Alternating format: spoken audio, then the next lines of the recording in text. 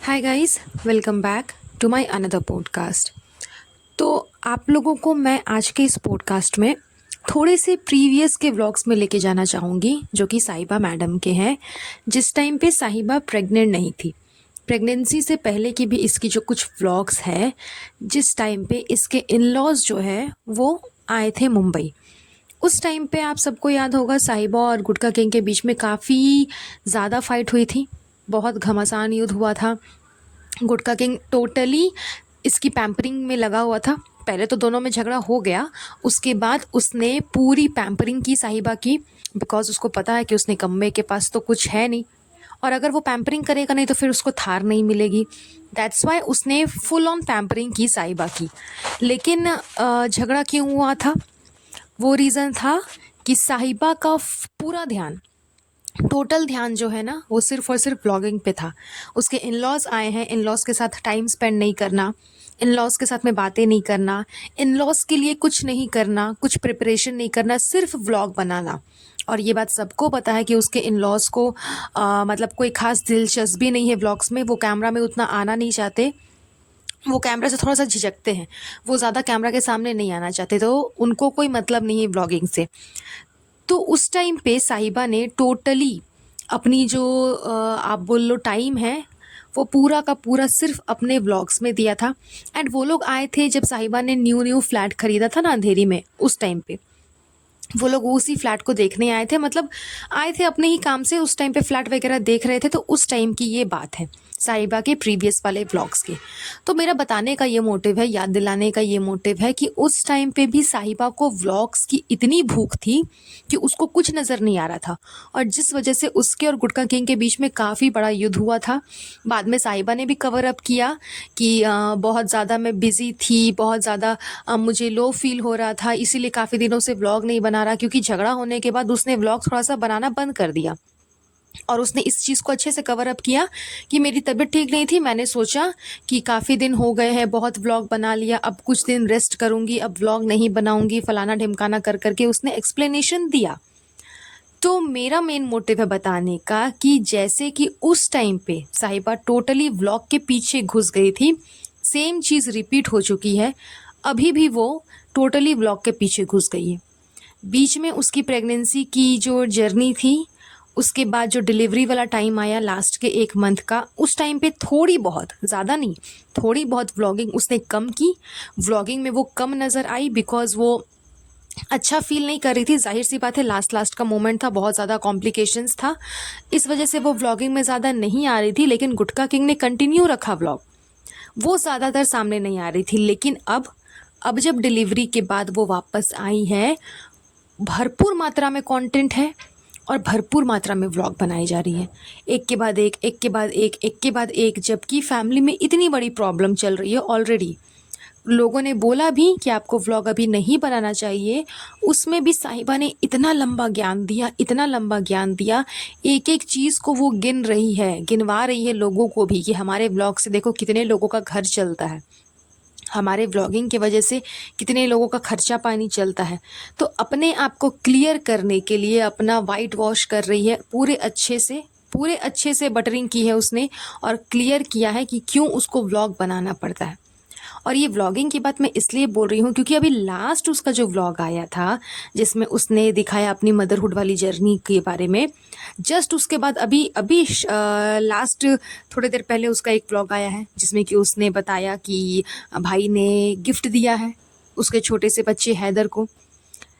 कल शाम को लास्ट व्लॉग उसने डाला जिसमें उसने क्लियरली दिखाया अपने भाई को, क्योंकि अभी तक वो ट्रोल हो रही थी कि भाई भाभी नहीं है, भाई भाभी नहीं है, घर पे होने के बावजूद भाई भाभी नहीं है।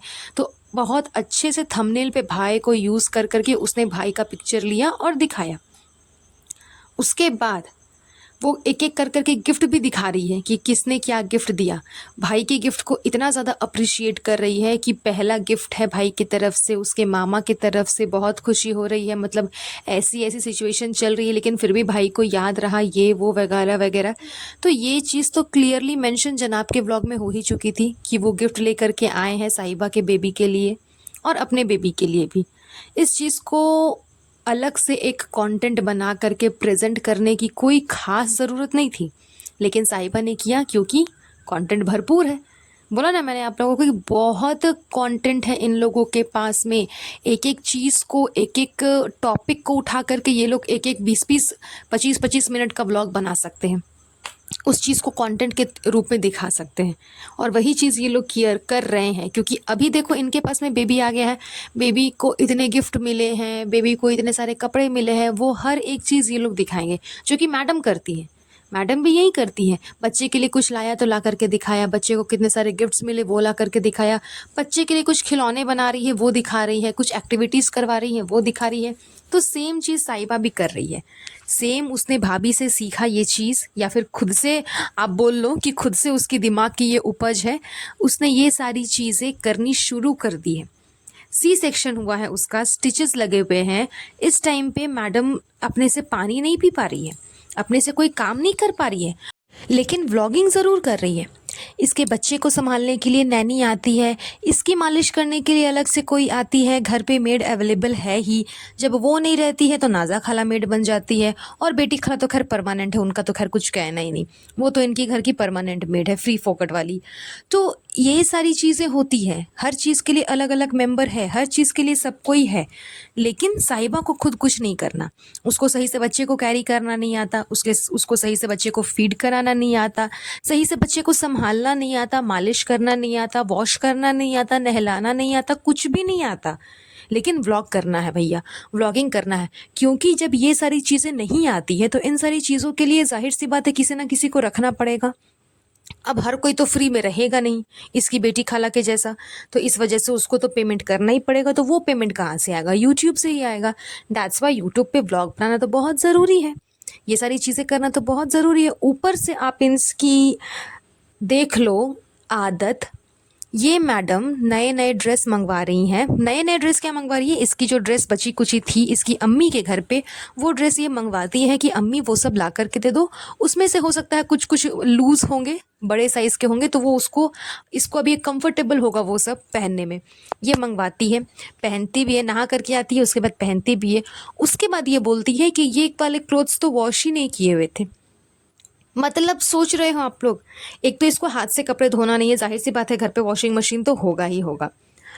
इन लोगों ने जो ड्रेस पहने हुए हैं उसको जब ये लोग खोल करके रखते हैं तो एज इट इज़ रख देते हैं, उसको धोते नहीं हैं। फिर डिटर्जेंट पाउडर मंगाया किस लिए? सिर्फ बच्चे के लिए। और इस चीज़ को बहुत अच्छे से दिखाया भी कि बेबी केयर जा रहे हैं, जा कर के वहाँ से बच्चे के लिए सारे सामान लेकर के आ रहे हैं।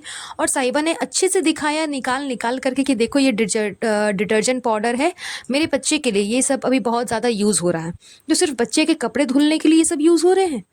और फिर आपकी मम्मी के घर पे वो सोफ़े पे इतने सारे जो कपड़े पड़े रहते थे वो किसके पड़े रहते थे? अम्मी के, सिर्फ उनके सूट्स होते थे। या फिर आपकी बालकनी में अभी जो इतने सारे कपड़े पड़े हुए हैं वो किसके हैं? सिर्फ बच्चे के, आपके नहीं हैं। और जाहिर सी बात है इसके नहीं ही होंगे, तभी तो इसने बोला ना कि ये कपड़े मैं जो पहनी हुई हूँ वो धुले हुए नहीं हैं, उसमें से वो जो ऊन टाइप का होता है वो बाहर निकल रहा है, तो अब मुझे धुला हुआ कपड़ा पहनना पड़ेगा।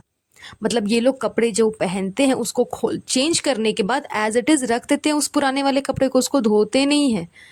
कितनी गंदगी वाली चीज़ है इन लोगों के अंदर। सेम चीज़, ये गंदगी वाली जो चीज़ मैं बोल रही हूँ, सेम चीज़ कुछ टाइम पहले भी बहुत ज़्यादा वायरल हुई थी कि अपने पैर धोने वाले टब में इन लोगों ने खाना सर्व किया, बिरयानी सर्व की, सबको खिलाया, जिस वजह से रिहान की भी तबीयत बहुत ज़्यादा ख़राब हो गई। तो इनकी एक एक जो आदतें हैं ना वो धीरे धीरे इन्हीं के थ्रू बाहर निकलती है। ये चीज़ हम पर्टिकुलरली इन पे ये करके पॉइंट करके नहीं बोल रहे हैं कि ये लोग नहाते नहीं हैं या फिर बहुत अनहाइजीनिक वे में रहते हैं या फिर हैंड वॉश करके काम नहीं करते, ये लोग खुद ही दिखा रहे हैं। खुद साहिबा ने बोला कि कपड़े वॉश किए हुए नहीं हैं, इस वजह से उसमें से रुआ वगैरह निकल रहा है, अब मुझे वॉश किया हुआ ड्रेस पहनना पड़ेगा। आप समझ रहे हो कि कितनी ज़्यादा ये लोग अनहाइजीनिक वे में रहते हैं। और इनके साथ इतना छोटा नन्हा मुन्ना सा बच्चा रहेगा, नवजात शिशु रहेगा, आप सोचो कि उसको क्या ही उसके साथ होगा।